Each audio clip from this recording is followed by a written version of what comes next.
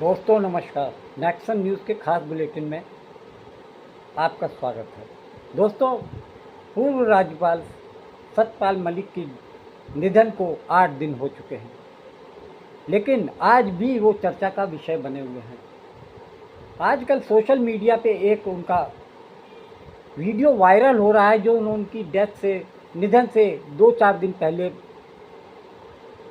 Post किया गया था। उस वीडियो में ऐसा क्या है कि सरकार की फजीहत हो रही है। सरकार इतनी हिल गई है अंदर से कि वो उस वीडियो के प्रति ना तो कुछ कह पा रही है और ना कुछ उसका विरोध कर पा रही है। यानी सांप छछूंदर की सी हालत है सरकार की उस वीडियो को लेकर। उस वीडियो में आखिर स्वर्गीय सत्यपाल मलिक ने ऐसा क्या कह दिया जिससे कि सरकार की नींदें उड़ चुकी हैं। वो कहीं मुंह दिखाने लायक नहीं है, ऐसा लोग चर्चा कर रहे हैं। राजनीति जगत में भी दबी जुबान में ये चर्चा हो रही है कि आखिर सत्यपाल मलिक की जान कैसे गई, किन कारणों से गई। बीमार तो काफ़ी समय से थे, लेकिन इधर पिछले जब से सीबीआई की जांच ने उनको सम्मन भेजा, उनको नोटिस भेजा, तब से उनकी हालत बहुत ज़्यादा गंभीर हो गई। यानी उसके बाद ही सत्यपाल मलिक राम मनोहर लोहिया हॉस्पिटल में एडमिट हो गए। लोगों को इस बात की जिज्ञासा है कि उन्होंने आखिर अपने 1.5-2 मिनट के वीडियो में ऐसा क्या कह दिया, जिंदगी का ऐसा कौन सा रहस्य खोल दिया जिसको जानने और सुनने के लिए लोग बेकरार हैं और मोदी सरकार को कटघरे में खड़ा कर रहे हैं। 20-22 साल तक सत्यपाल मलिक भारतीय जनता पार्टी में सक्रिय रहे। 4 प्रदेशों में वो राज्यपाल के रूप में रहे और इससे पहले वो वीपी सिंह की सरकार में केंद्रीय मंत्री भी रह चुके हैं। और उनका नाम जाट समाज के नेताओं में काफ़ी इज्जत के साथ लिया जाता है। जाट समाज के नेताओं में वो नंबर 1 गिने चुने नेताओं में आते हैं। दिलचस्प बात यह है कि इस समय भारतीय जनता पार्टी और मोदी सरकार जाटों के प्रति अपना रवैया बदल रही है। सत्यपाल मलिक तो जम्मू कश्मीर के राज्यपाल थे, उसकी वजह से उन्होंने सरकार की नीतियों की तीखी आलोचना की और पुलवामा अटैक के लिए उन्होंने सरकार को जिम्मेदार ठहराया था। तब से लेकर सत्यपाल मलिक सरकार की चूल्हे हिलाने में लगे रहे थे। उन्होंने राहुल गांधी से बात की, राहुल गांधी ने उनका इंटरव्यू किया। इसके बाद वो सोशल मीडिया के अलावा जितने भी मीडिया हाउसेस थे, मतलब मेन मीडिया हाउस नहीं बल्कि यूट्यूबर्स और जितने भी बड़े पत्रकार थे, उन्होंने उनके साथ में बातचीत की और मोदी सरकार की बखिया उधेड़ के रख दी। क्या यही वजह है कि मोदी सरकार ने उनको उल्टा फंसाने के लिए सीबीआई की जांच शुरू की? दिलचस्प बात यह है कि अपने इस वीडियो में सत्यपाल मलिक ये कह रहे हैं कि मेरे पास केवल 3-4 जोड़ी कपड़ों के अलावा ना तो कोई अलग मकान है, उनका एक पुश्तैनी मकान है वो, और उनका बैंक अकाउंट वगैरह सब छानबीन कर चुके हैं। उसके बावजूद आज तक कोई भी चीज़ उनके सामने सीबीआई साबित नहीं कर पाई। पहली बार ऐसा हुआ है कि विसिल ब्लोअर के खिलाफ में ही सरकार ने सीबीआई की जांच बैठा दी। वो मैंने एक तो अमित शाह वाला बिल्कुल गलत कहा। अमित शाह ने मेरे से कुछ नहीं कहा था कि इनकी अकल मार रही है या कुछ। ये सही था कि मैंने ये कहा था, जब मैं इनसे मिला तो 5 मिनट में हमारा एक तरह से झगड़ा हो गया था और मुझे लगा कि वो बहुत एरोगेंस में है। सर, ये जो आपको मैंने कोट किया था कि अमित शाह सेड, हाँ, ये मोदी साहब के बारे में सत्यापाल इसकी अकल मार रखी है। इसको मैं वापस लेता हूँ, उन्होंने कभी ऐसा नहीं कहा। मतलब आपने गलत कहा है? मैंने गलत कहा। ये आपकी गलती थी? जी। CRPF people ask for aircraft to ferry their people because इतना बड़ा कॉन्वॉय कभी रोड से नहीं जाता है। आपसे पूछा था? ये आपसे? ये मेरे से नहीं, जो जिससे कंसर्न थे होम मिनिस्ट्री से पूछा, राजनाथ जी के यहाँ दे रिफ्यूज टू गिव। अगर मेरे से पूछते तो मैं एयरक्राफ्ट देता उनको, कैसे भी देता। 5 एयरक्राफ्ट की जरूरत थी सिर्फ, उनको एयरक्राफ्ट नहीं दिया गया। ये आप इम्पोर्टेंट चीज कह रहे हैं, होम मिनिस्ट्री से इजाजत मांगी एयरक्राफ्ट के लिए and home ministry refuse to give. Yes, and I told it to the prime minister same evening कि ये हमारी गलती से हुआ है, अगर हम एयरक्राफ्ट दे देते तो ये नहीं होता। तो उन्होंने मुझे कहा कि तुम अभी चुप रहो। मोदी जी मुझे झूठे आरोप पे ना फंसाएं। जिस मामले में वो मुझे फंसाना चाहते हैं उसमें मैं खुद शिकायत करता रहा हूं। मैंने खुद शिकायत की है उनसे, और वो उसमें मैं शिकायत करता रहा हूं। मेरे पास 4 कुर्ते पजामे और 4-6 जोड़ी कपड़े हैं, और 4-6 जोड़ी कपड़े और पेन और 2 घड़ियां होंगी। ये मेरी पूरी पूंजी है। मेरे पास दिल्ली में एक घर का मकान है और यही मेरी धरोहर है। तो इसमें मुझे क्या, किस चीज में फंसाना चाहते हैं? जिस बात में वो फंसा रहे हैं उसकी तो शिकायत मैंने उनसे की थी, मोदी जी से, कि फलां जगह ये मामला हुआ है। शिकायतकर्ता को खुद उसी की शिकायत पे फंसाया नहीं जा सकता है।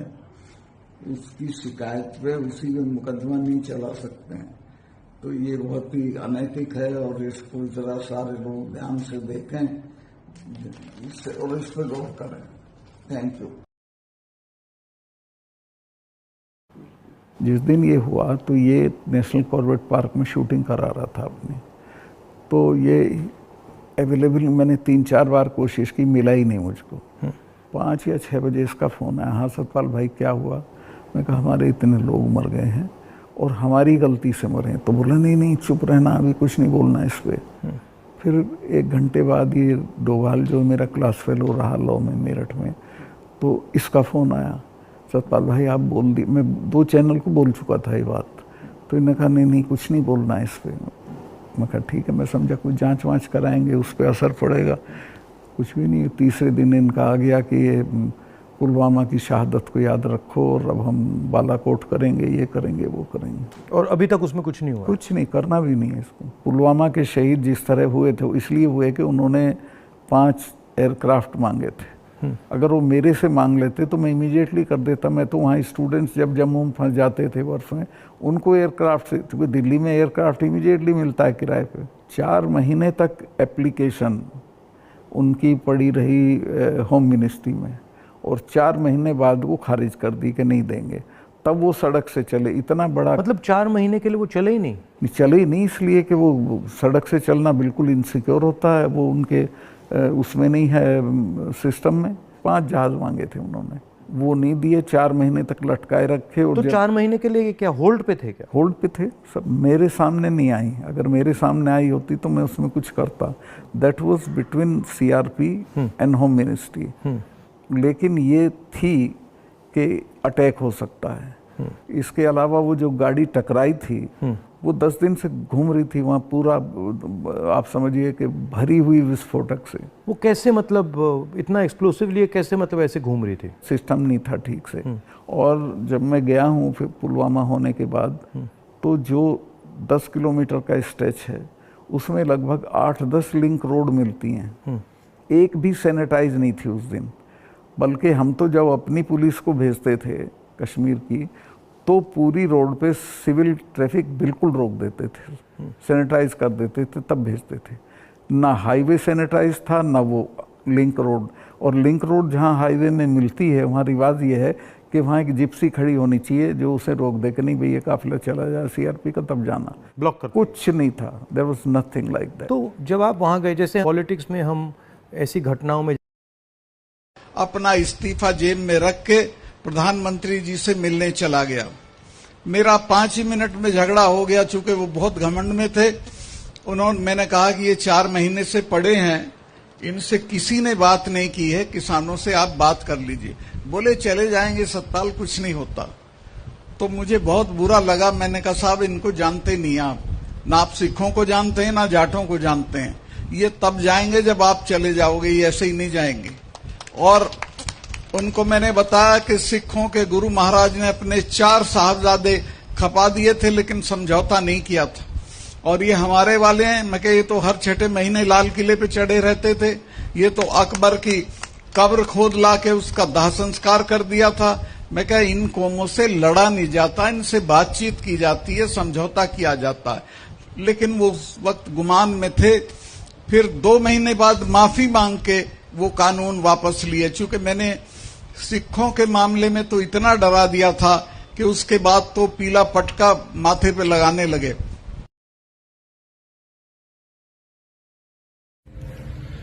नमस्कार दोस्तों, 4 राज्यों के राज्यपाल रहे, भारतीय जनता पार्टी के राष्ट्रीय उपाध्यक्ष रहे सतपाल जी मलिक के देहांत के बाद उनका अंतिम संस्कार देखकर और सरकार का उनके प्रति तिरस्कार देखकर मन बहुत आहत हुआ।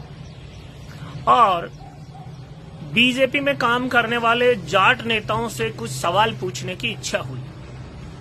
चाहे वो बीजेपी के सांसद हैं, चाहे वो बीजेपी के विधायक हैं, और चाहे वो बीजेपी में विविध संगठनों में या पदों पर पदाधिकारी हैं, उनको एक बात का जवाब तो देना ही चाहिए कि जो सतपाल मलिक के साथ सरकार द्वारा हो रहा है और उस पार्टी की सरकार में हो रहा है जिस पार्टी के वो राष्ट्रीय उपाध्यक्ष रहे हैं, तो ऐसा सब कुछ आपके साथ नहीं होगा, ये आप क्यों सोचते हैं? जिस प्रकार के तिरस्कार की प्रकाष्ठा की गई है वो किसी भी दृष्टि से न्यायोचित नहीं ठहराई जा सकती जब तक भारतीय जनता पार्टी के नेतृत्व के लोगों ने, जो आज का नेतृत्व है, आडवाणी जी के साथ जो किया, मुरली मनोहर जोशी जी के साथ जो किया, यशवंत सिन्हा जी के साथ जो किया, प्रवीण भाई तोगड़िया के साथ जो किया, संजय भाई जोशी के साथ जो किया,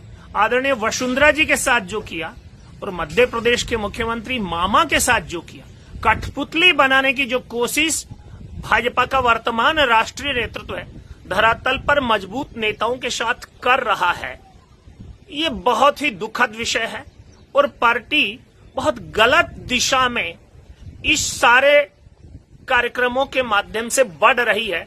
लोग चुप क्यों हैं समझ में नहीं आता। अरे भाई, बीजेपी के जाट नेता अगर उस कौम से आते हैं जो कौम सनातन की विसंगतियों के खिलाफ, और उस समय जब संचार का और जानकारी का इतना साधन नहीं था, तब भी गुरु नानक देव के साथ हो गए थे, जाम्बोजी महाराज के साथ हो गए थे, दयानंद सरस्वती के साथ हो गए थे, तो फिर आज अन्याय के खिलाफ बोलने में उन कथित जाट नेताओं, जनप्रतिनिधियों की जबान तालू से क्यों चिपक रही है?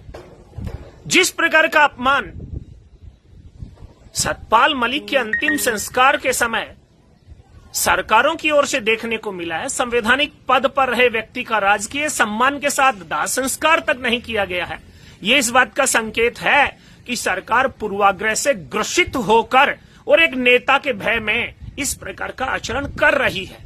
और जाट वो जाट नहीं है जो भय से ग्रसित होकर अपने सिद्धांत से समझौता करे। विगत दिनों हमने उपराष्ट्रपति का जिस प्रकार का अपमान हुआ, ठीक है उन्होंने इस्तीफा दिया होगा, लेकिन राज्यसभा में उनका विदाई भाषण नहीं हुआ, उनकी फेयरवेल पार्टी नहीं हुई। ये सरकार का अहंकार नहीं तो और क्या है? और सरकार के अहंकार से टकराना जाट का संस्कार है, और जो जाट अपने संस्कार से विमुख हो गया वो कैसा जाट है? और ये सब देखकर भारतीय जनता पार्टी में काम करने वाले जाट अगर चुप रहते हैं तो लानत है उन पर। वो पार्टी के चमचे कहला सकते हैं, कौम के सरदार नहीं, कौम के सच्चे प्रतिनिधि नहीं। इसलिए एक बार फिर मैं उनको आह्वान करूंगा और चुनौती दूंगा कि गलत के खिलाफ बोलने की जाट की परंपरा को बंद नहीं करें। ये पद, ये प्रतिष्ठा उनको भी मिली थी, जगदीप धनखड़ जी को भी मिली थी, सतपाल मलिक जी को भी मिली थी, लेकिन उनका जो अंतिम समय में हस्र पार्टी द्वारा किया गया, सरकार द्वारा किया गया है, वो उनकी अतिरिक्त चापलूसी का ही परिणाम था। आप सब भी सजग रहें, अगर चापलूसी के रास्ते पर चलते रहे तो वही सम्मान वही अपमान आपके हिस्से भी आ सकता है। इसलिए न्याय और अन्याय की लड़ाई में हमेशा अन्याय के खिलाफ बोले, न्याय के साथ खड़े